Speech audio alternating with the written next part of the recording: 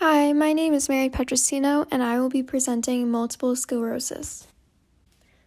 Multiple sclerosis is a neurodegenerative autoimmune disease where the body attacks the central nervous system, which is composed of the brain and spinal cord. In the case of MS, there is an attack to the myelin sheath found around the axons. Myelin play a crucial role in the central nervous system by allowing signal transmissions to be sent from one neuron to the next in a rapid, efficient movement. In patients with MS, the breakdown in myelin causes the signal transmission to not run as quickly. In more severe cases, where a lot of myelin is lost, the transmission may be stopped completely. This means that the signal is lost and will never reach its final destination. In the picture to the right, you can see what a healthy myelin looks like and what a degenerative myelin looks like in a patient with MS. Because there is damage to neurons inside the brain, a person with multiple sclerosis develops lesions. The site of the lesion will depend on the type of symptoms a person may experience.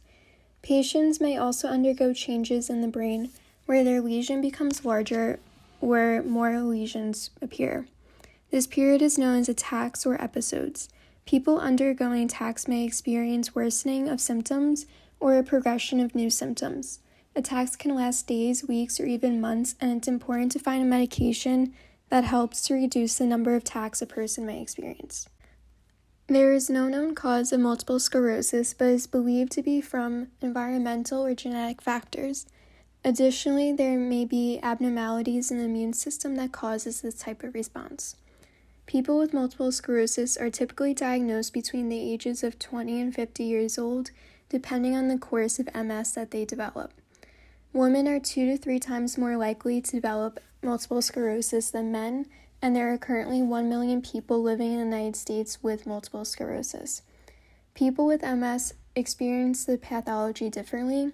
Many people differ in how progressive or how severe their disease happens, and also the type of symptoms they experience. These are some of the most common symptoms someone with multiple sclerosis may experience.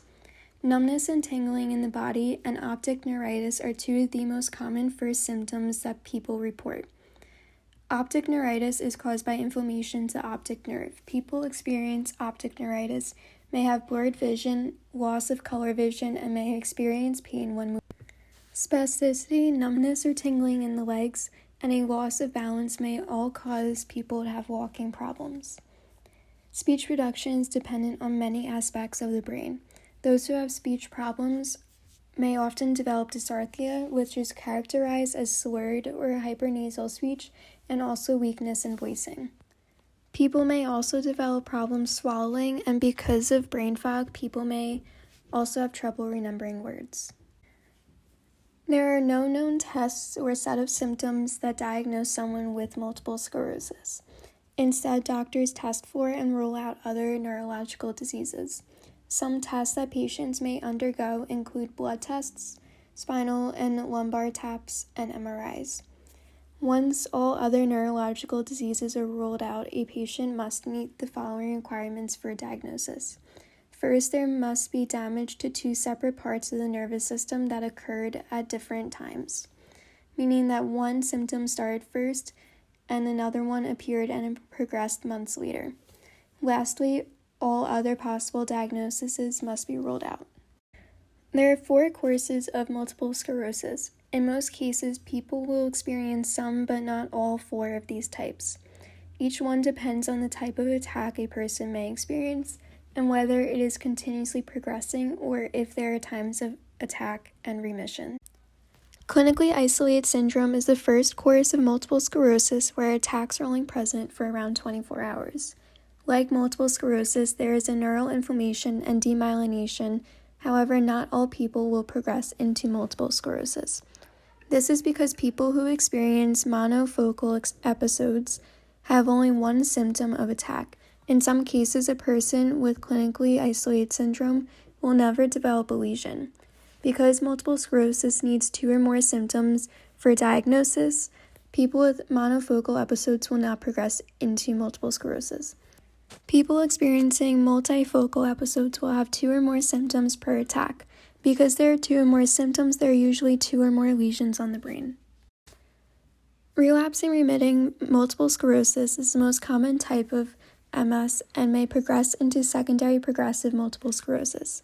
In the case of RRMS, people with multiple sclerosis will continuously go through stages of relapse and recovery. A relapse indicates that an attack has occurred. In stages of remission, a person with multiple sclerosis may experience partial or complete recovery. Partial recovery may indicate that some of the symptoms have disappeared, while others remain. In complete recovery, all symptoms will disappear for a short period of time until a new lesion occurs and starts another attack.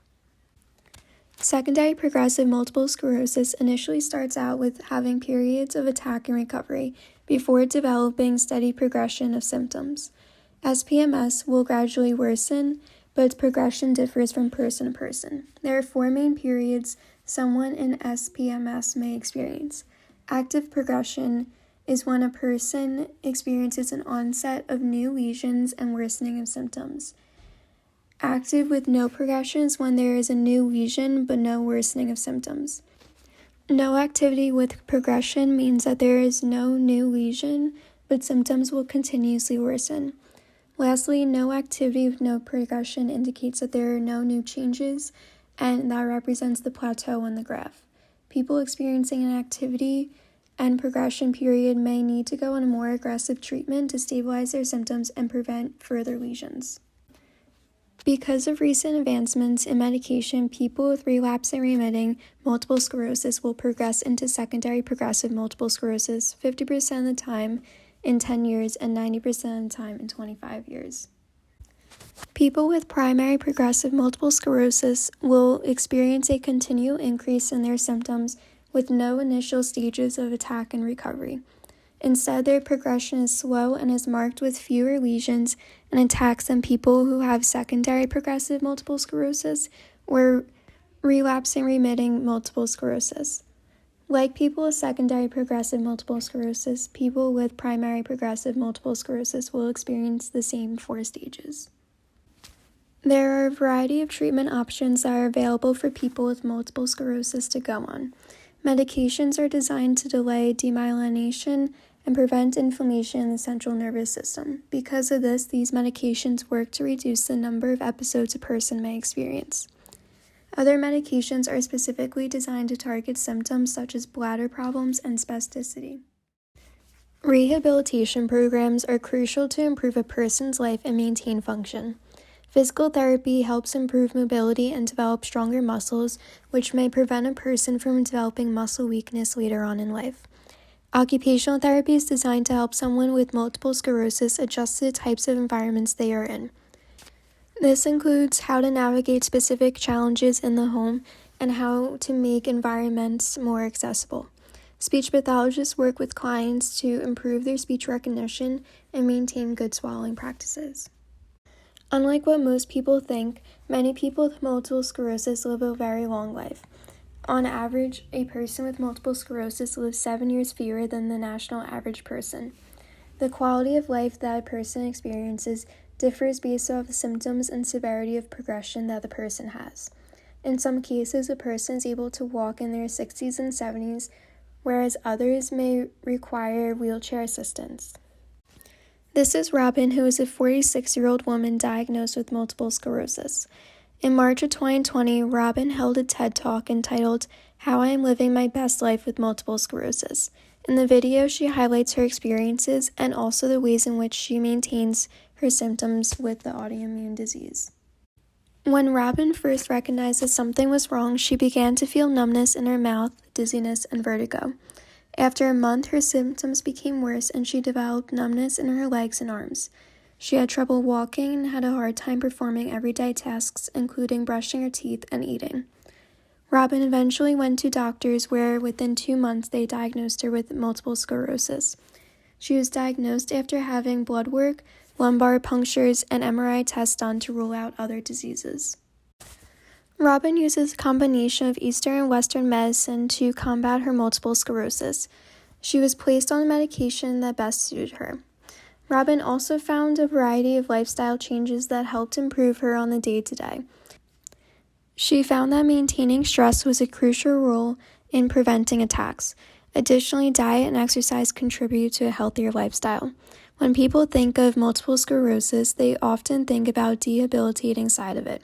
She argues that exercise is important to keep up your physical strength, since many people with MS lose muscle mass and strength over the years. She altered her exercise regime to better find exercises that she is capable of doing. So after learning a little bit about multiple sclerosis, here are some few discussion questions to think about. Number 1, multiple sclerosis causes flare-ups when the body is warm. Why do you think this happens, and how may this impact a person's life? Number 2, can activities like exercise onset symptoms and flare-ups? Number 3, if a person with multiple sclerosis is experiencing numbness in their legs, what areas of the brain will most likely have lesions? I hope my presentation on multiple sclerosis was very informative, and I hope you took something out of it. Here are a list of my cited sources for this presentation.